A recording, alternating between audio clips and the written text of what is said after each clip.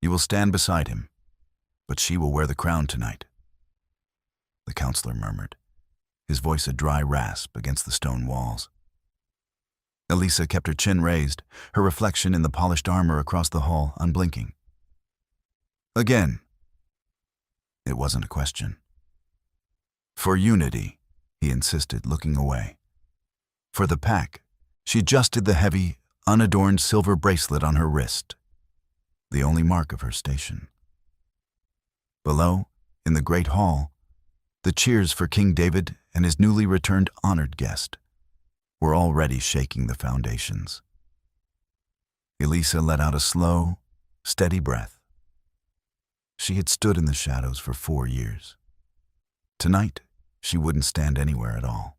The great hall of Fenrir was a cavern of ancient timber and echoing stone, currently filled with the raucous energy of the Moon Festival.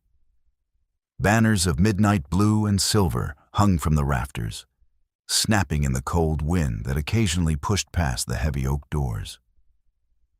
At the high table, David, the Alpha King, sat with an expression carved from granite. He was a man who looked born for the heavy fur cloak draped over his broad shoulders, his dark eyes scanning the room, acknowledging the tributes. Beside him, in the chair meant for the Luna, sat Serafina.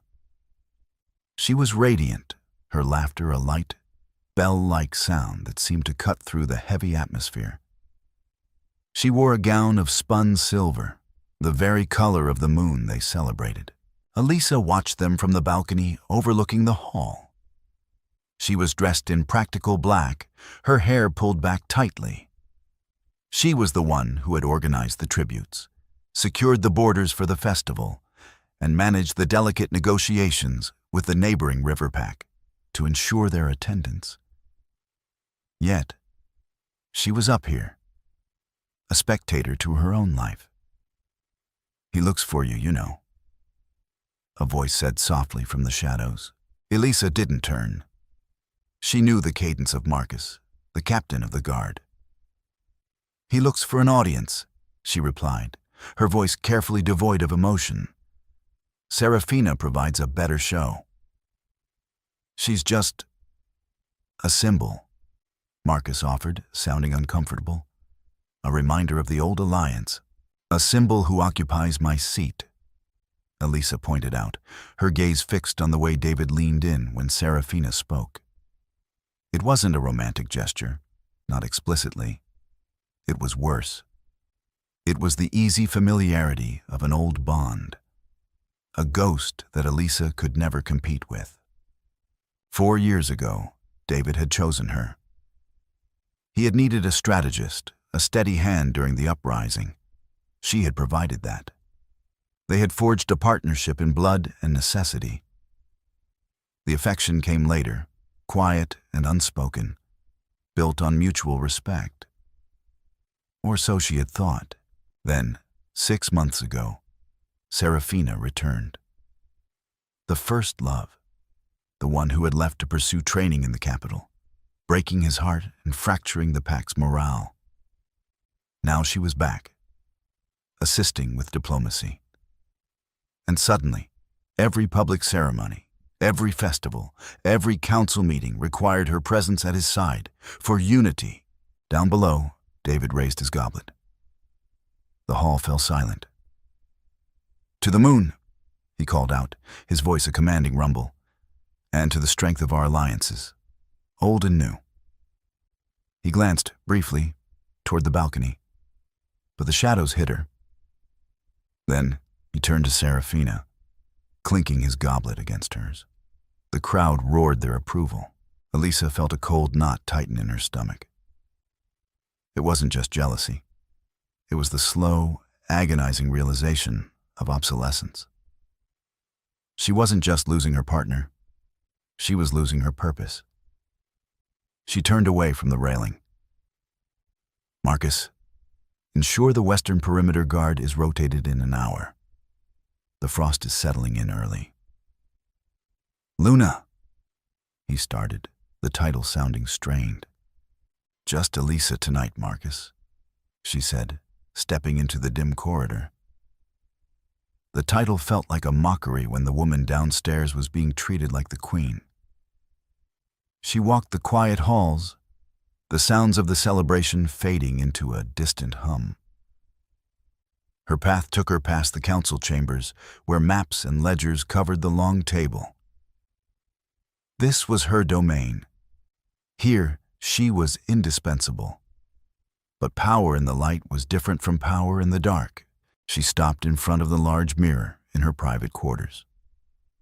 She looked tired.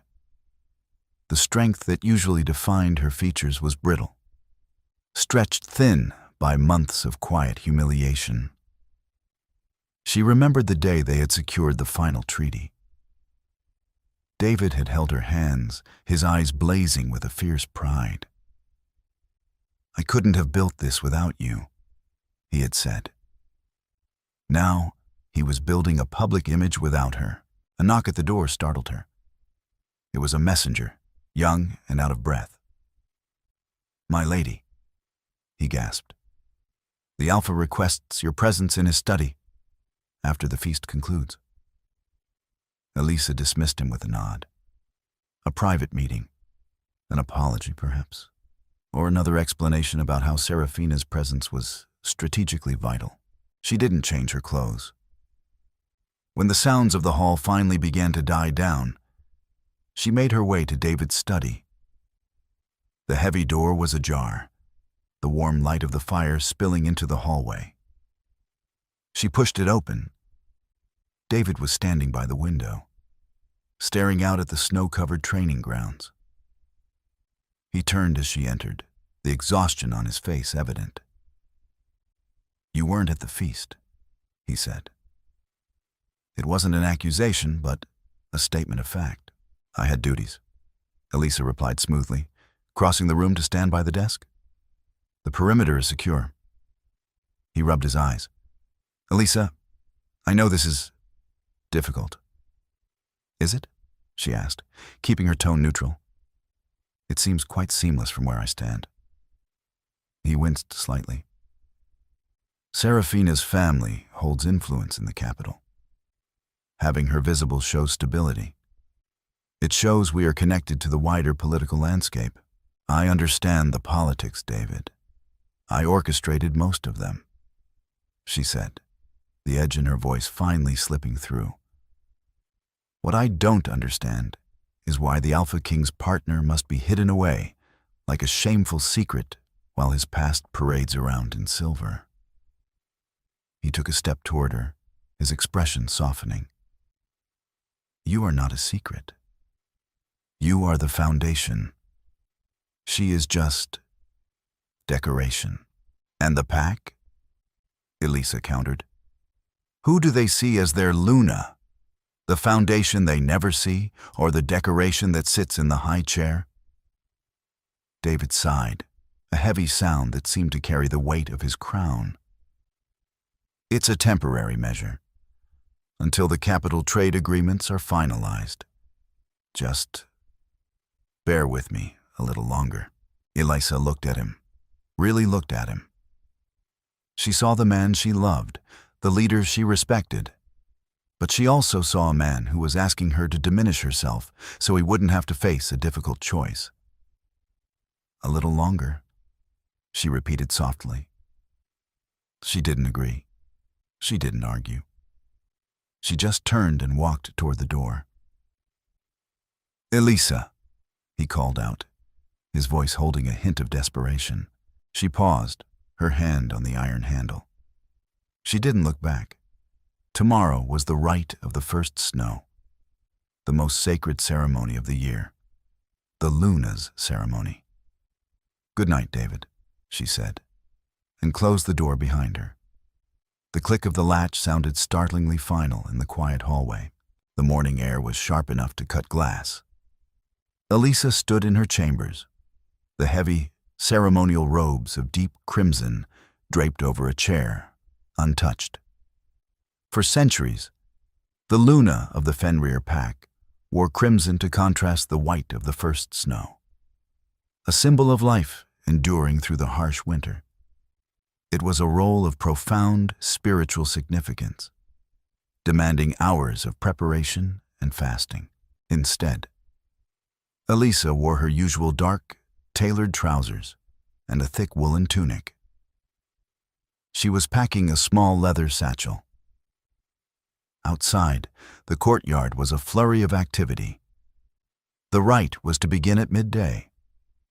She could hear the rhythmic chanting of the elders preparing the sacred fire in the center of the training grounds. She moved methodically, placing only essentials in the bag: a map of the Northern Territories, a compass, and a few small, unidentifiable objects wrapped in cloth.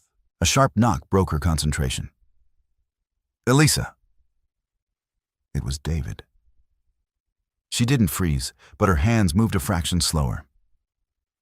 "Enter," she called out, sliding the satchel under the heavy oak desk. He walked in, already dressed in his ceremonial garb, a stark contrast of white furs and gleaming silver armor. He looked magnificent, every inch the Alpha King. But his eyes were frantic, darting around the room before settling on her plain attire. "What are you wearing?" he demanded, the Alpha edge bleeding into his tone. "The elders are expecting you in the preparation chamber in 10 minutes. "I am not going, David," she said. Her voice was terribly calm. She walked over to the wash basin, dampening a cloth to wipe the sleep from her eyes. "Not going?" He took a step toward her, incredulous. "Elisa, this isn't a council meeting you can skip. This is the rite. It requires the Alpha and the Luna, and you have a perfectly good decoration waiting in the wings, don't you?" She turned to face him, tossing the cloth aside. "I'm sure Serafina would look stunning in crimson." David rubbed his temples, a gesture of deep frustration. "We discussed this last night. The trade agreements have nothing to do with a sacred spiritual rite." Elisa interrupted, her voice finally rising a notch. "You know it, and I know it. This isn't about politics anymore, David. It's about what you prefer to see standing next to you when the pack is watching." "That is entirely unfair," he growled, closing the distance between them. He reached out to grab her shoulders, but she stepped back smoothly, a tactical retreat that spoke volumes. His hands dropped to his sides, the rejection stinging him more than a physical blow. "Elisa, please. I need you there. The pack needs to see us united." "They don't see us united, David," she countered, the hurt finally raw in her voice. "They see you and her. I am the shadow that manages the ledgers. You want me to be the foundation? Fine, but foundations don't stand in the light." She turned away, returning to the desk. "Go to your ceremony, David. I have work to do." He stood there for a long moment, the silence thick and suffocating. The chanting outside grew louder, a persistent reminder of the impending rite. Finally, a muscle feathered in his jaw. "If you do not attend, the elders will take it as a profound insult." "I'll draft a formal apology later," she said without looking up. The door clicked shut. Elisa let out a breath she hadn't realized she was holding. She pulled the satchel back out. The finality of her decision settled over her, chilling her more than the winter air. She wasn't just skipping a ceremony, she was severing a tie. 2 hours later, the courtyard was silent.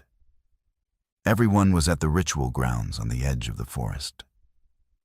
Elisa moved swiftly through the empty corridors, her steps echoing faintly. She bypassed the main gates, taking a servant's passage that led to the eastern postern. She reached the small, heavy iron door and unlocked it. The cold air rushed in, carrying the scent of pine and impending snow. She stepped out, pulling her cloak tight. She didn't look back at the imposing stone keep. She couldn't afford to. Back at the ritual grounds, The sacred fire roared, fighting the gray sky. David stood before it, feeling the heat on his face, but shivering internally. The elders murmured in confusion, their eyes darting to the empty space beside him. Then, a murmur rippled through the gathered pack. Through the throng, Seraphina emerged. She wasn't wearing crimson, but a heavy white cloak that made her look ethereal, almost part of the falling snow.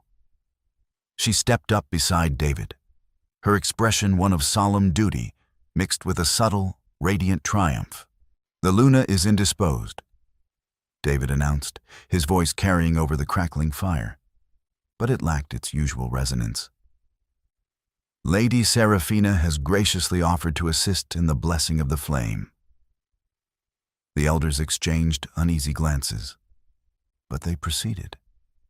As David and Seraphina raised their hands together over the fire, a cheer went up from the crowd, loud and enthusiastic.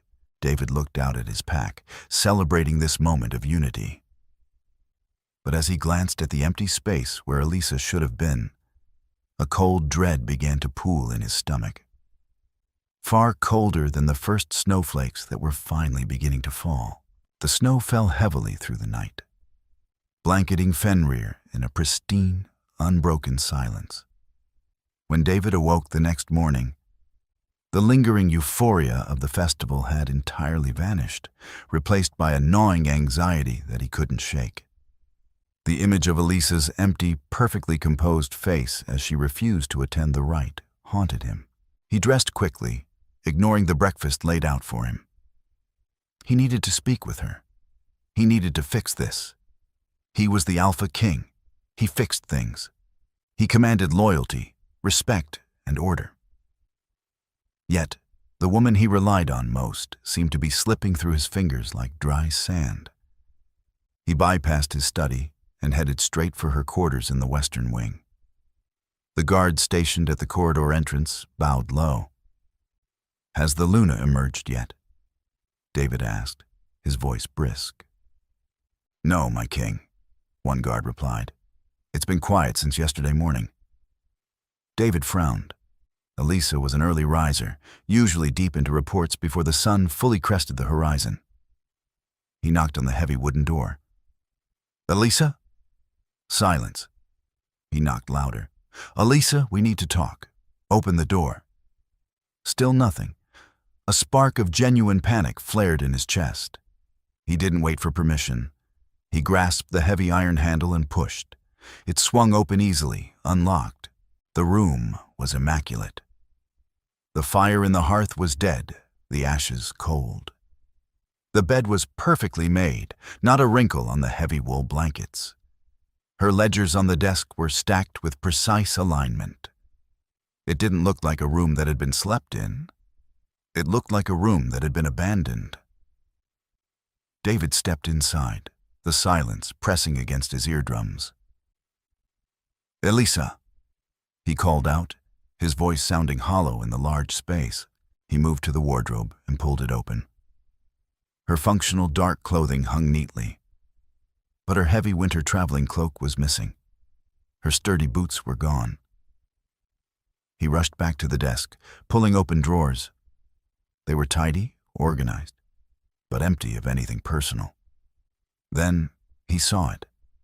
A single sealed envelope resting in the center of the immaculate desk. It bore no crest, just his name written in her elegant, sharp handwriting. He picked it up, his hand trembling slightly. He broke the seal and unfolded the thick parchment. "David, by the time you read this, the rite will be over, and the image of unity will be secured.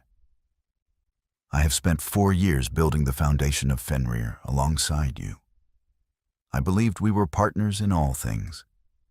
However, it has become abundantly clear that while my mind and labor are required, my presence is an inconvenience when the light shines brightest. A pack needs a Luna they can see, not a shadow they whisper about. Seraphina provides the image you desire and the political connections you prioritize. I will not remain to be a hidden manager while another plays the role of your partner. I have left precise instructions for the transition of my duties in the Blue Ledger. The border patrols are secure for the winter, and the provisions are fully stocked. Do not look for me. I release you from whatever unspoken bond you felt obligated to maintain. Rule well, David. Elisa. David read the letter twice, the words blurring together. The cold dread from the ritual grounds had blossomed into a suffocating pressure in his chest. She was gone. My king? David spun around to see Marcus, the captain of the guard, standing in the doorway, looking alarmed at the state of the room and the Alpha's pale face.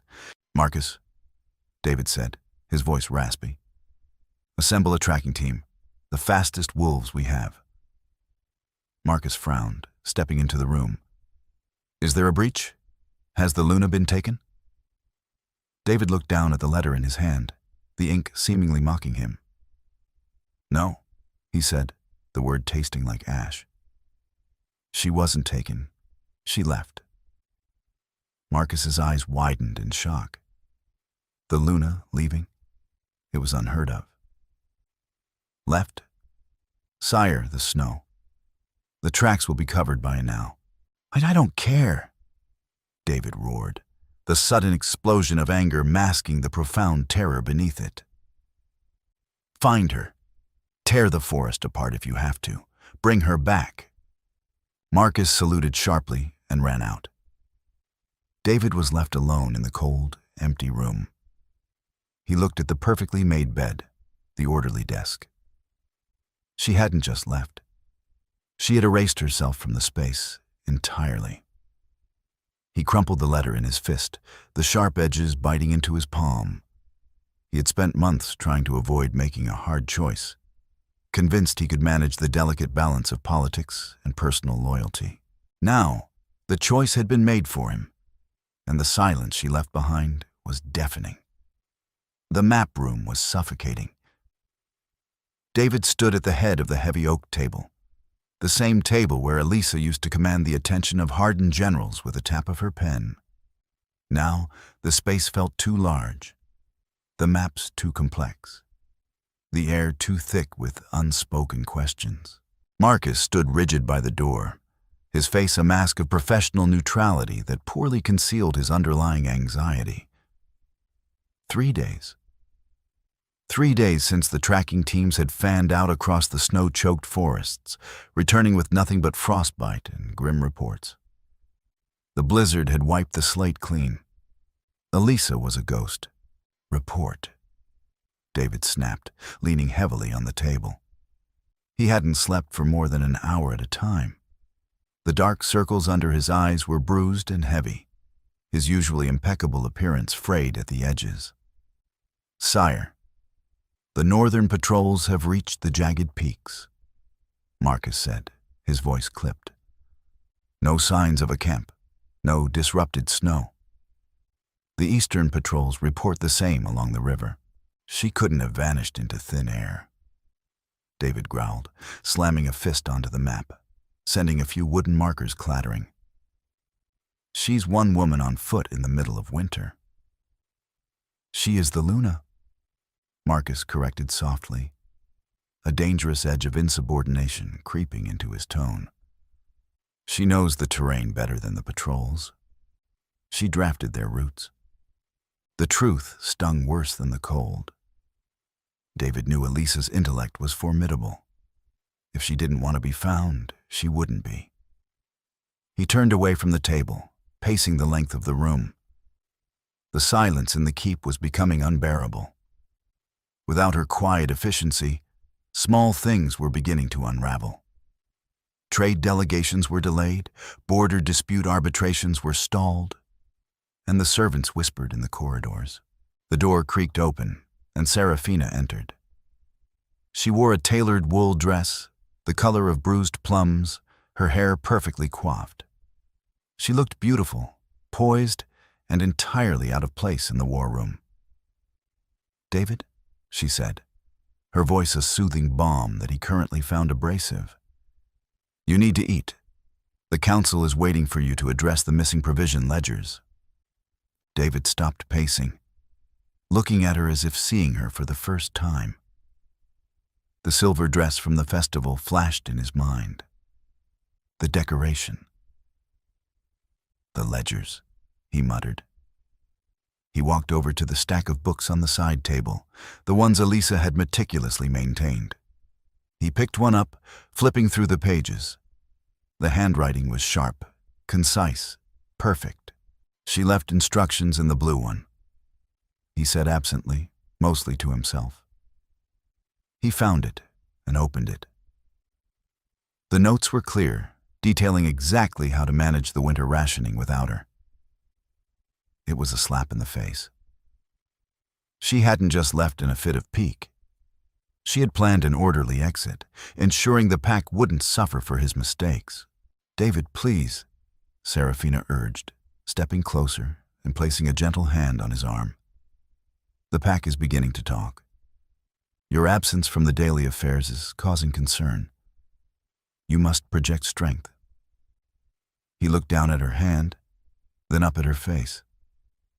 The radiant smile she usually wore was replaced by a look of strained concern. "Project strength," he echoed, the words tasting sour. "Like we did at the Rite?" Serafina's expression tightened. "We did what was necessary for the pack's morale. Her sudden departure is unfortunate, but we must manage the fallout." "Unfortunate?" David repeated, his voice dropping to a dangerous register. "She didn't misplace a brooch, Serafina. She walked out of my life, out of this pack, because I let her believe she was nothing more than a shadow." He pulled his arm away from her touch, the sudden movement causing her to step back. "Marcus," he called out, his eyes locked on Serafina, but his words meant for the guard. "Double the patrols. Extend the search grid to the neighboring territories. Discretion is no longer required. I want every Alpha in a 500-mile radius to know the king is looking for his Luna." Marcus saluted, a spark of approval in his eyes. "Yes, sire." Serafina's eyes widened in alarm. "David, you can't be serious.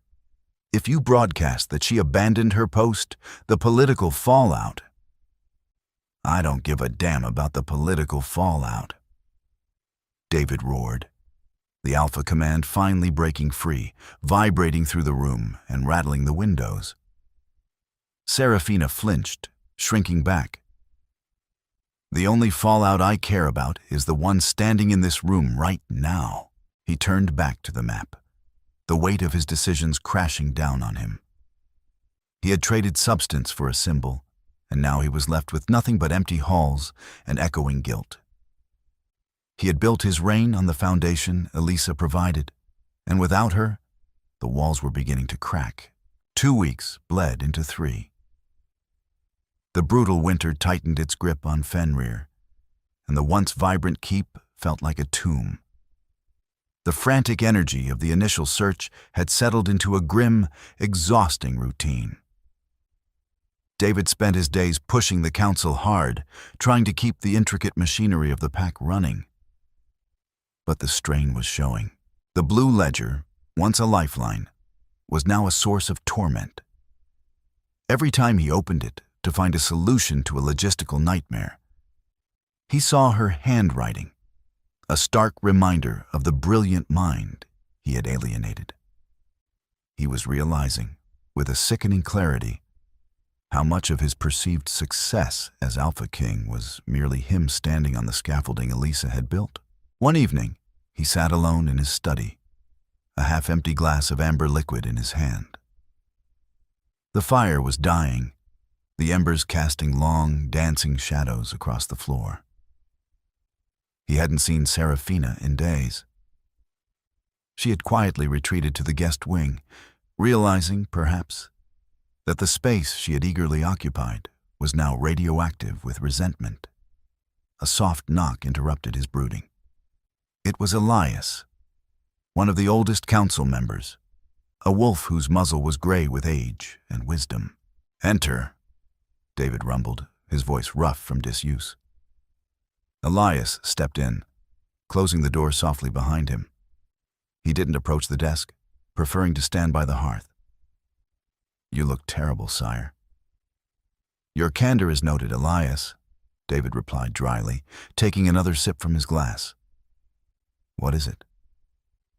"The border skirmishes with the Pine Ridge Pack are escalating," Elias reported, his tone grave. "Their Alpha claims our patrols are crossing the boundary markers." David frowned, rubbing his temples. "We haven't changed the patrol routes in 3 years. They are the same routes, Elisa." He stopped, the name catching in his throat. "The same routes the Luna negotiated, yes?"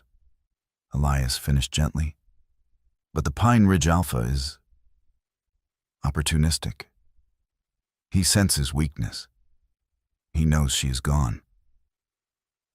"I am the Alpha," David stated, a defensive edge to his voice.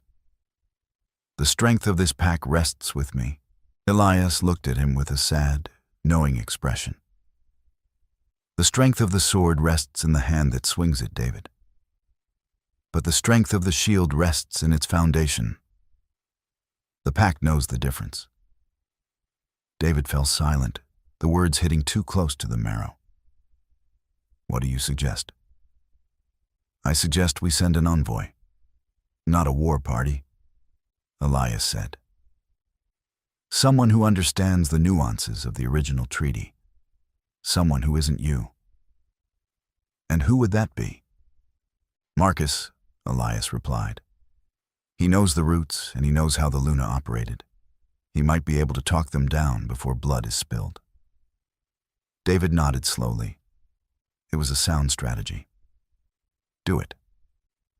Elias bowed his head, but didn't leave.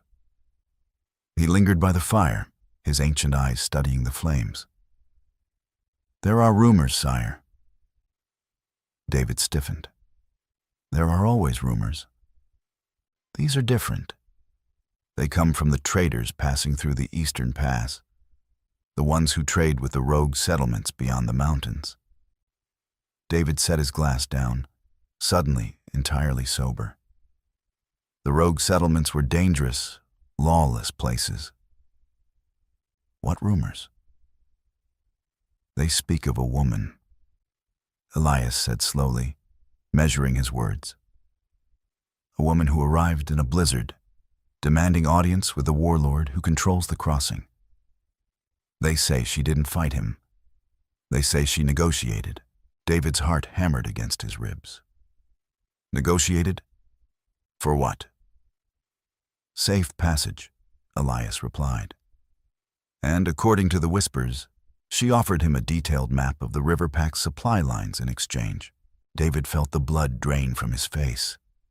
The river pack. The alliance they had celebrated at the Moon Festival. The alliance Seraphina's presence was supposed to solidify. If Elisa had given up those supply lines, she hadn't just left. She had taken the very leverage that held the region together. "Are you sure?" David asked, his voice a ragged whisper. "I am sure of nothing, sire," Elias said gently. "But if it is true, she is not hiding. She is moving, and she is moving with purpose." The old wolf bowed and left the room, leaving David alone with a crushing realization that he didn't just lose his partner. He might have created his most formidable adversary. He stood up, looking at the dead fire. The silence in the keep was no longer empty. It was pregnant with impending consequence. She wasn't a shadow anymore. She was the storm. The courtyard was a sheet of hard-packed ice when Marcus finally rode through the heavy iron gates. His mount, a massive gray gelding bred for the harsh northern winters, was lathered in sweat that had immediately begun to freeze into a white crust. David was waiting on the steps of the keep, a heavy sable cloak wrapped tightly around his shoulders. He hadn't waited in his study for the summons. The isolation of the stone walls had become a physical weight pressing against his chest. He needed the biting wind to keep him grounded. Marcus dismounted, handing the reins to a waiting stable hand with a curt nod. The captain of the guard looked hollowed out. His face was wind-burned, and frost clung to his dark beard. He saluted his alpha, a slow, stiff movement born of deep exhaustion. "Inside," David commanded, turning on his heel. The war room was marginally warmer, the hearth blazing with thick logs of split oak. David poured a measure of hot spiced wine and handed it to Marcus. The captain took it with cold, stiffened fingers, drinking it down in one long, desperate swallow before speaking. "The border is secure, sire," Marcus reported, his voice raspy. David let out a breath that plumed in the cool air of the room. A knot of tension in his shoulders finally uncoiled. "You reasoned with the Pine Ridge Alpha? You managed to uphold the treaty." Marcus set the empty iron cup on the table. He didn't look at David. He looked down at the sprawling map of the territories. "I didn't have to reason with him, sire. By the time I arrived, their forces had already pulled back 2 miles beyond the original demarcation line." David frowned, moving closer to the table. "Pulled back? Why?" "Pine Ridge is opportunistic. If they sensed a weakness, they would have pushed." "They did sense a weakness," Marcus said carefully. "But they also received a missive." "From whom?" "From the mountain factions," Marcus replied, finally raising his eyes to meet David's. "The rogues." The word hung in the air, heavy and dangerous. The mountain factions were a disjointed group of exiles, outlaws, and fierce survivalists. They didn't send missives. They sent raiding parties. "Explain," David demanded, his voice dropping to a low, dangerous rumble. The missive stated that any incursion into Fenrir's northern or eastern borders would result in an immediate embargo of the mountain passes. Marcus explained, his tone carefully neutral. "Pine Ridge relies on those passes for their winter salt and iron. To lose them means starvation and vulnerability by spring. They couldn't risk it." David leaned his hands on the heavy oak table, his mind spinning. The rogues had never cared about Fenrir's borders. They preyed on weakness. "Why would the warlords protect us? We have hunted them for generations." "Not us, sire," Marcus corrected softly. "They are protecting her." The silence that followed was absolute. The crackle of the fire seemed deafening. "Elisa," David whispered, the name feeling like glass in his throat. "The missive bore a seal, sire," Marcus continued, reaching into his heavy leather satchel. He pulled out a folded piece of thick, pale parchment and slid it across the map. A new seal. David stared at it. It was pressed in deep, charcoal gray wax. It depicted a solitary wolf, standing on a jagged peak, looking down. It was a stark, powerful image. It wasn't the crest of a pack. It was the crest of an individual who had commanded the respect of the lawless. "She united them," David murmured, his mind flashing back to the countless nights Elisa had spent studying the geography of the mountains, noting the warring factions, the resource scarcities. She hadn't just been tracking threats. She had been understanding them. The door to the war room swung open. Serafina stepped inside, wrapped in a plush white fur stole. She looked out of place, a delicate porcelain doll in a room built for forged steel. "David," she began, her tone carrying a note of rehearsed authority. "The council is growing anxious. They are asking for a statement regarding the border. I told them we would issue a joint proclamation of strength." David slowly looked up from the gray wax seal. He looked at Serafina, really seeing her. He saw the polished smile, the perfect hair, the utter absence of substance.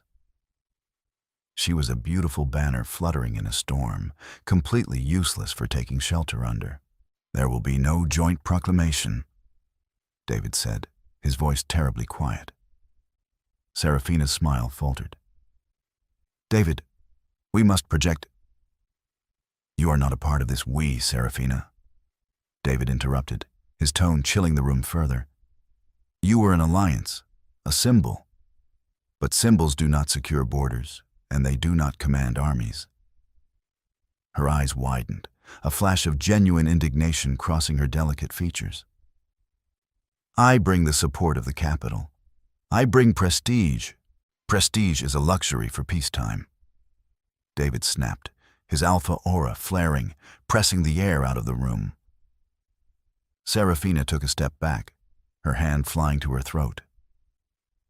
"We are not at peace. My Luna is gone, and the entire political landscape is shifting beneath my feet. You will return to the guest wing. You will not attend council meetings. You will not speak for this pack." "You are making a mistake," she hissed, dropping the sweet facade.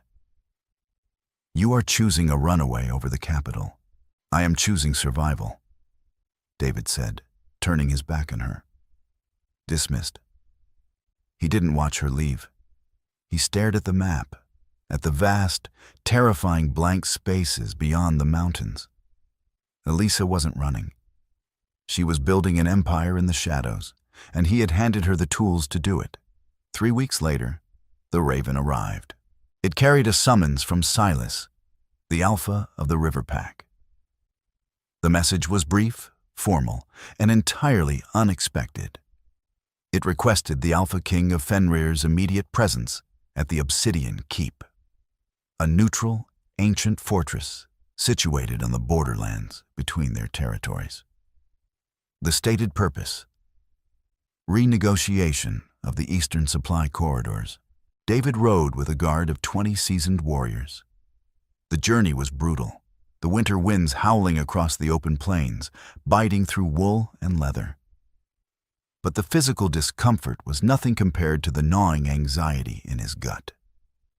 The River Pack was supposed to be their strongest ally. The alliance was the very reason he had prioritized Serafina's public role. If Silas was demanding a renegotiation, the foundation was crumbling. The Obsidian Keep loomed out of the snowstorm like a dark, jagged tooth. It was a forbidding place, constructed of black volcanic rock, devoid of warmth or welcome. David's contingent was met at the heavy iron gates by the River Pack's guard. Weapons were checked. Pleasantries were stark and minimal. The tension was palpable, a live wire humming in the freezing air. David was escorted to the central hall. It was a cavernous space, lit by torches that cast long, flickering shadows against the black stone. A massive circular table of polished obsidian dominated the center. Silas stood at the far end. He was a tall, lean man, with calculating eyes and a reputation for ruthless efficiency. He didn't bow as David entered, merely nodding his head in a gesture of absolute equality. "King David," Silas greeted, his voice echoing in the vast space. "The storm was forgiving enough to allow your passage." "Good." "Alpha Silas," David replied, keeping his posture rigid, projecting the strength he was struggling to maintain. "Your summons was sudden. The eastern corridors were secured by treaty just 3 months ago." "Treaties are written by the living, David," Silas said smoothly, gesturing to the chairs around the table, "and the living landscape has changed." David stepped forward, his guards remaining by the door. "If this is about the rumors of the mountain factions, this is about stability," Silas interrupted politely. He took a seat, steepling his fingers. "The River Pack requires uninterrupted access to the mountain passes for our timber trade. The recent consolidation of the rogue factions threatens that access. David gripped the back of an obsidian chair. Fenrir can provide escorts. Our military strength is unmatched. Brute force is expensive, David. Silas countered softly. And it is bad for business. I prefer guarantees over skirmishes. Silas paused, his dark eyes locking onto David's. Which is why I sought out the architect of this new mountain alliance. To negotiate directly. The blood drained from David's face. His heart hammered a frantic rhythm against his ribs. No. She agreed to the summit. Silas continued, gesturing toward the heavy wooden door on the opposite side of the hall. Under the condition of absolute neutrality. The heavy iron latch of the far door lifted with a loud clack. David froze.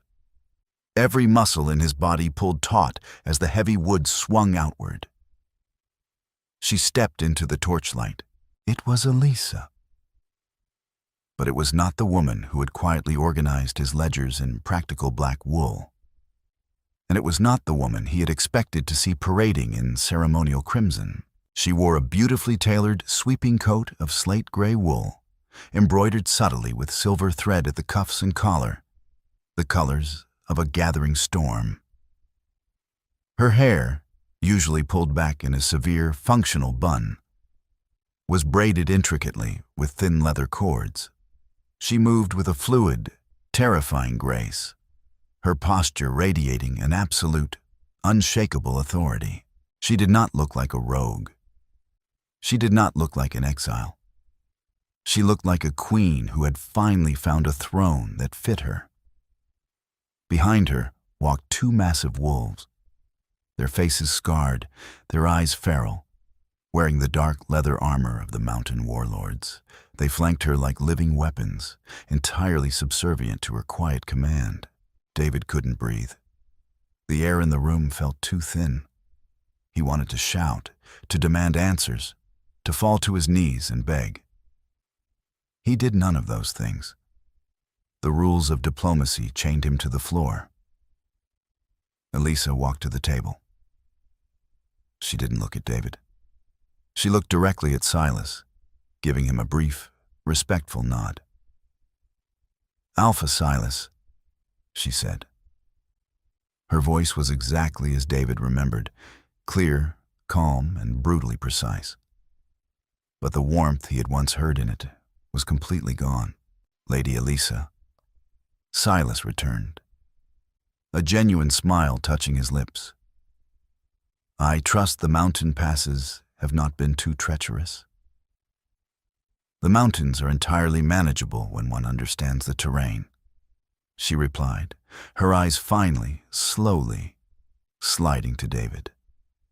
The impact of her gaze was physical. There was no anger in her dark eyes, no sorrow, no plea for recognition. There was only cool, professional detachment. She looked at the Alpha King of Fenrir as if he were a complex logistical problem to be solved, not the man she had loved for 4 years. "King David," she acknowledged softly. David swallowed dryly, his voice barely a rasp. "Elisa, I represent the newly formed Mountain Coalition," she stated, pulling out a chair opposite David and sitting down. The warlord stood silently behind her. She placed a leather folio on the obsidian table, the exact same kind she used to use for Fenrir's accounts. "We are here to discuss the toll rates for the eastern passes. Shall we begin?" The obsidian table seemed to swallow the flickering torchlight, reflecting nothing but the grim reality of the room. Elisa opened her leather folio, the crisp sound of the parchment echoing like a gunshot in the tense silence. She didn't look at David again. Her entire focus was on Silas, who leaned forward, resting his elbows on the black stone, a look of profound respect etched into his sharp features. "The coalition proposes a restructured tariff for the eastern timber routes," Elisa began, her voice steady and melodious, devoid of any emotional tremor. She slid a document across the polished surface toward the River Pack Alpha. We control the high passes. We can guarantee safe transit, free of rogue ambushes, because the rogues are now our standing army. David's hands tightened on the armrests of his chair until his knuckles turned white. Fenrir has guaranteed those passes for a decade. He interjected, his voice a low, warning rumble. He projected his alpha aura, a heavy, suffocating pressure meant to demand submission. The two scarred warlords standing behind Elisa instantly stiffened, a low, dangerous growl vibrating in their chests. Their hands dropped to the hilts of their jagged, bone-handled blades. Elisa didn't even flinch. She didn't submit to the aura. She simply ignored it, as if David were a draft from an open window. She raised a single, slender finger. Instantly, the warlords fell silent, stepping back into the shadows. The display of absolute control sent a shiver down David's spine. Fenrir policed those passes, King David. Elisa corrected, finally turning her gaze to him. Her eyes were as hard and impenetrable as the table between them. At a devastating cost to your own military reserves, and at an exorbitant tax rate to your allies, we do not need to police the passes. We own them. Therefore, our overhead is lower, and our rates reflect that. Silas scanned the document, his eyebrows rising in genuine surprise. These rates are 30% lower than Fenrir's current tax, and you guarantee the safety of our caravans? With our lives, Elisa stated flatly.